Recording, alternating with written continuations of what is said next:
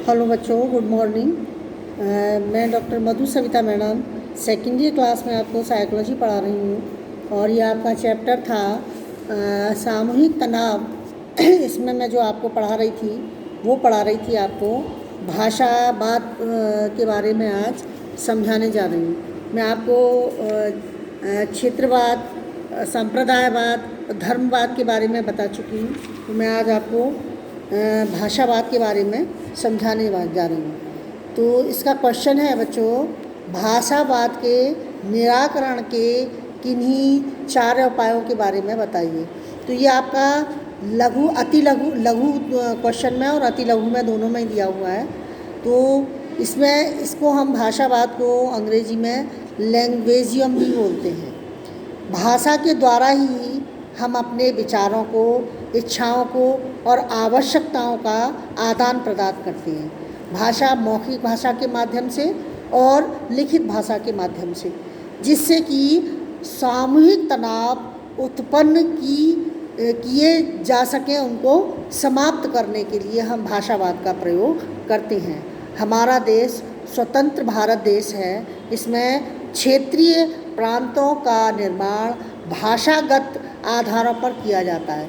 अनेक प्रांतों में, अनेक क्षेत्रों में अलग अलग भाषाएं बोली जाती हैं, जिनके द्वारा तनाव उत्पन्न होता है, क्योंकि एक क्षेत्र का व्यक्ति दूसरी क्षेत्र की भाषा को समझने में असमर्थ होता है।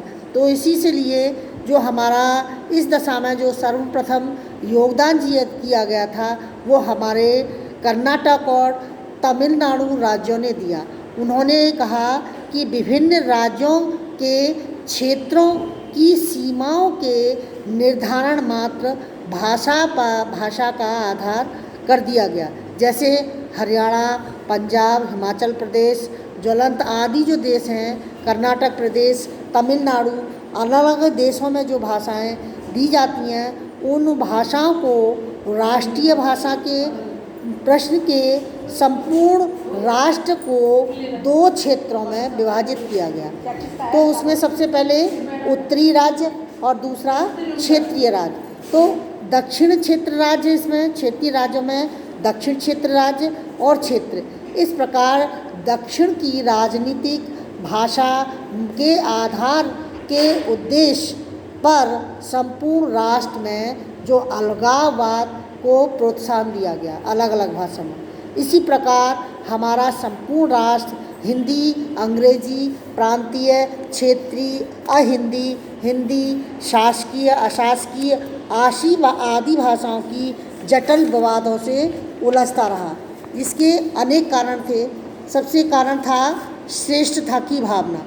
दूसरा, भाषा संबंधी अंतर, इस प्रतिस्पर्धा, शिक्षा का अभाव, राजनीतिक कारण। तो इसके कई कारण थे। तो इसमें श्रेष्ठता का अभाव, श्रेष्ठता की भावना, हर व्यक्ति अपने क्षेत्र की अपनी भाषा को ही श्रेष्ठता प्रदान करता है। इसके कारण भी अलगाववाद या मनमुटाव की स्थिति उत्पन्न हो जाती है।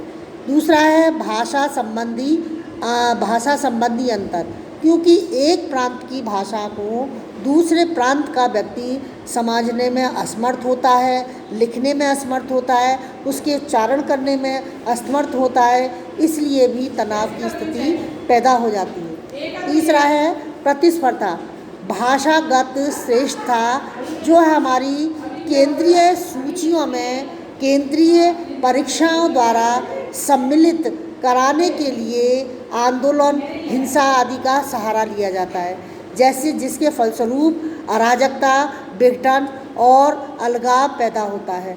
शिक्षा का अभाव, इसमें राष्ट्र में अधिकांश लोग निरक्षर हैं, जिसके द्वारा भी वह अपनी मातृभाषा को ही अधिक महत्व देते हैं, जिनको कि अन्य भाषाओं का ज्ञान नहीं होता है। ऐसी स्थिति में जो हमारा भाषा का संप्रेषण का जो माध्यम है वह निराधार होता है, क्योंकि अशिक्षित व्यक्ति जो है वो समझने में असमर्थ होता है, इसीलिए भी सामूहिक तनाव उत्पन्न होते हैं।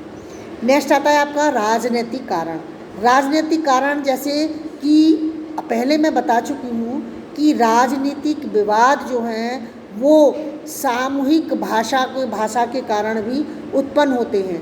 राजनीतिक लोग भाषा द्वारा अपने क्षेत्रीय वोट की मांग करते हैं और अपने को सुरक्षित महसूस करते हैं। इसी के द्वारा जो है तनाव उत्पन्न होता है। इसके निराकरण के भाषावाद के दुष्परिणाम क्या है और उनके निराकरण के क्या उपाय हैं।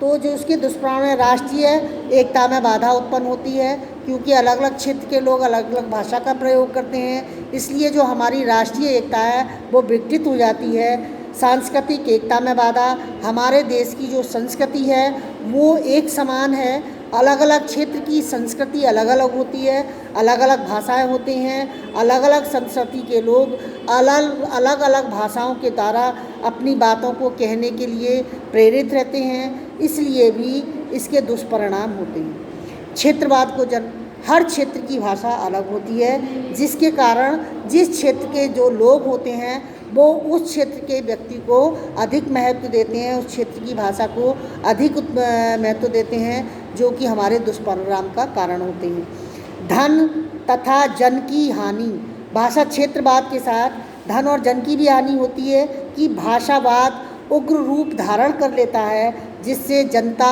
हिंसक रूप धारण कर लेती है और स्थिति रक्तपात और आगजनी का रूप भी धारण कर लेती है। इसके निराकरण के उपाय भी हैं, देश की प्रगति में भी बाधा उत्पन्न होती है इसके द्वारा, ये भी दुष्परिणाम है। निराकरण, भाषावाद के निराकरण के उपाय, जैसे कि मैंने भी क्वेश्चन में बताया कि भाषा के निराकरण के अनेक उपाय हैं,